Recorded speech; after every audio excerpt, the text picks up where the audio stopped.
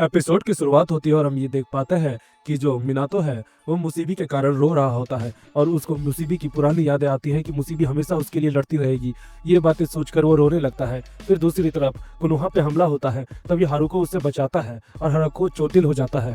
तब जो कुनोहा है वो बोलते हैं कि मैं हारुका के लिए लड़ूंगी, मैं तुम्हारे लिए लड़ूंगी, और वो अपनी मधुर आवाज से हमला करती है जिससे कि जो सेकिराई नंबर 105 है वो नींद में चला जाती है हायहाने। दूसरी तरफ जो ये है यानी कुनोहा, उस आवाज की और ध्वनि के कारण उसके मुंह से खून निकलने लगती है, जिसके कारण एक तरह से हम समझ सकते हैं कि वो जख्मी हो जाती है, जिसके कारण जो हारुका रहता है वो काफी ज्यादा दुखी हो जाता है। और दूसरी तरफ हम ये देख पाते हैं कि मिनातो भी रहता है, वो भी काफी ज्यादा दुखी हो जाता है।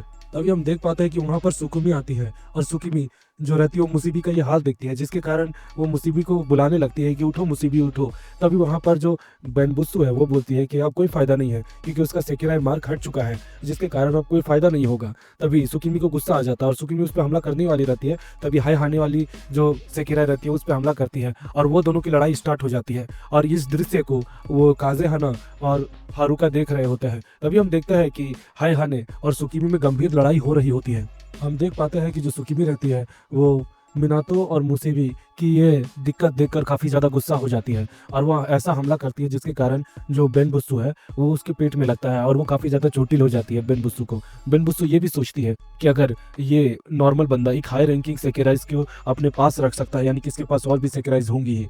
ये बातें सोचकर वो प्लान बनाता है और वो दोनों सेकेराई मिलकर सुकीमी पे हमला करते हैं और हमें लगता है कि सुकीमी की कहानी खत्म ही होने वाली रहती है। लेकिन ये जो चीजें हैं इसे उजुमे देख लेती है और उजुमे सोच रही होती है कि मुझे भी सुकीमी की मदद करनी चाहिए। तभी वो सुकीमी की मदद करने के लिए जाने ही वाली रहती है, लेकिन काजेहाना उसे रोक देती है। तभी उजुमे इसके वजह पूछती है। तभी काजेहाना बताती यह है कि अभी थोड़ा समय बचा हुआ है, कुछ ऐसी चीजें हैं जो कि उन्हें ही पूरी करनी होगी। दूसरी तरफ हम देख पाते हैं कि जो मिनातो है वो काफी गुस्सा हो जाता है और बेनबुत्सु को एक पंच मारता है जिसके कारण वो नीचे गिर जाती है।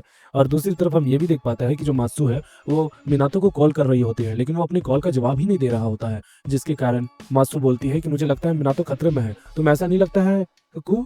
तो वो बोलती है कि वो इसका मतलब कि वो दोनों खतरे में है और वो दोनों उसे बचाने के लिए जाने लगते हैं। हम ये देख पाता है कि मिनातो की जो सिस्टर का सेकिराई है उसे वो पीले बाल वाला लड़का पकड़ देता है और बोलता है कि अब मैं तुम्हें यहाँ से जाने नहीं दूंगा। अरे तुम लोगों ने अभी तक सेकिराई बॉन्ड भी नहीं किया है ना?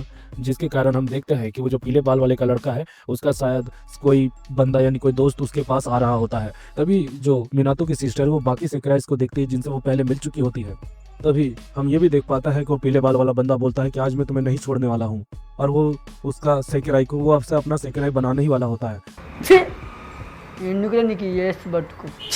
तभी हम देखते हैं दूसरी तरफ की जो बेनबुत्सु है वो काफी ज्यादा गुस्से में आ जाती है क्योंकि एक इंसान ने उसे एक मुक्का मारा, जिसके कारण वो काफी गुस्सा हो जाती है। तभी जो सुकीमी है वो मिनातो को यहाँ से जाने के लिए बोलती है, तो मिनातो मना करता और बोलता है कि मुसीबी ने मुझे अपनी जान देकर बचाया, सब लोग वैसा ही कर रहे हैं, मैं भी उनके लिए जान दूंगा, मैं बदला लूंगा, जरूर लूंगा। तो इसी को देखकर जो बेनबुत्सु है और भी गुस्सा हो जाती है और उसे पंच मारने वाली रहती है। तभी हम देखते हैं कि अचानक से जितने भी लोग हैं सब लोग सुन हो जाते हैं क्योंकि कुछ अजीब सा होने वाला होता है। दूसरी तरफ हम देखते हैं कि जो मिनातो की बहन है उसका सेकिराई वो पीले बाल वाले बंदे से बचता है और जो बॉन्ड है उसकी सिस्टर के साथ बना लेता है, जिसके कारण वो उसका एक तरह से सेकिराई बनता है और वो अपनी ताकत की मदद से उन सबको भगा देता है। दूसरी तरफ हम देख पाते हैं कि जो मुसीबी है वो दोबारा से रिकार्डिनेट होती है, रिवर्थ होता है और उसकी रैंकिंग बहुत ज्यादा बढ़ जाती है और उसकी रैंकिंग हो जाती है नंबर 8, जो कि काफी कमाल की बात रहती है। जिसे देखकर बेनबुत्सु बोलती है कि मैंने तुम्हें ऐसा मुक्का मारा कि तुम्हारा तो रैंक ही बढ़ गया, ये कितनी अजीब बात है। तभी मुसीबी बोलती है कि मैं प्यार की ताकत के कारण ही अब दोबारा से जन्म ले पाई हूँ। और उसके बाद जो मुसीबी रहती है वो अपनी ताकत की मदद से एक ही मुक्के में उनकी कहानी खत्म करने वाली रहती है, लेकिन वो लोग बच जाते हैं। लेकिन मुसीबी एक ही हमले से उन दोनों की कहानी प्लेन कर देती है और उन दोनों को एक एक हाथ में पकड़ती है और बोलती है कि जब तक अब तुम लोग अच्छे से क्राइज नहीं बन जाते मैं तुम्हें खत्म करने के बारे में सोचती रहूंगी। और वो दोनों के पैर को पकड़ के उन्हें इतना तेज घुमाते हैं कि वो अंतरिक्ष का तारा बन जाते हैं। और ये बातें देखकर बाकी जो जितने भी लोग रहते हैं मात्सु कु और बाकी सेकिराइज वगैरह सब सुकीमी, ये सारे लोग हैरान हो जाते हैं कि मुसीबी के पास काफी ज्यादा ताकत आ गई है।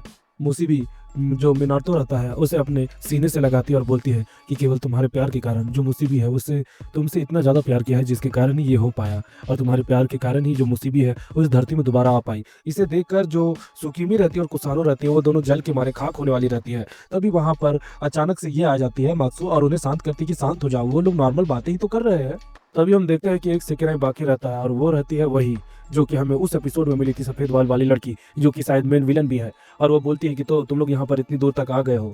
तभी जो मुसीबी रहती है वो बोलती है कि मुझे तुम्हारा इंतजार था, मुझे लगा था कि तुम यहाँ पर जरूर आएगी कातासुबा। तभी हम देखते हैं कि जो कातासुबा है वो अपनी तलवार उसके तरफ मुसीबी की तरफ घुमाना स्टार्ट कर देती है। तभी मुसीबी बोलती है कि मैं तुमसे लड़ना नहीं चाहती हूँ क्योंकि अभी मैं काफी ज्यादा ताकतवर हूँ, तुम हार जाओगी और अगर तुम हार गई तो तुम अपना प्रॉमिस नहीं निभा पाओगी। तभी जो कातासुबा रहती है वो मुसीबी के ऊपर तलवार मारने वाली रहती है लेकिन रुक जाती है। तभी उन दोनों को वापस होश आता है। तभी हम देख पाता है कि जो कातासुबा है वो बोलती है मुसीबी को कि मुसीबी मुझे लगता है तुम्हें ट्रेनिंग की जरूरत है। तभी मुसीबी भी बोलती है हाँ कातासुबा तुमने बिल्कुल सही कहा। इससे दोस्तों हमें एक बात पता चलती है कि अभी जैसे ही नंबर 8 का रैंक लगा था मुसीबी को, मुसीबी के पास किसी और की अंदर की आत्मा आ गई थी जो कि काफी ताकतवर थी, लेकिन अब वो चली गई है। जिसके कारण जो अपना मिनातो रहता है वो बोलता है मुसीबी क्या ये तुम हो, और मुसीबी भी उसकी हाँ में हाँ मिलाती है। दूसरी तरफ हम देख पाता है कि जो पुल है वो बीच से टूट जाता है जिसके कारण कुनोहा और हारुका है वो दोनों अलग हो जाता है और वो दोनों अपने एंड पॉइंट पे पहुंच जाते हैं। और यहाँ पर जो कुनोहा है वो बोल रहा होता है, यानी कि हारुका होता है, वो मिनातो को बोल रहा होता है कि तुम नहीं आओगे। तब मिनातो बोलता है कि नहीं, फिलहाल मेरा कोई प्लान नहीं है, तुम लोग जाओ, मुझे बाकी काम करने होंगे।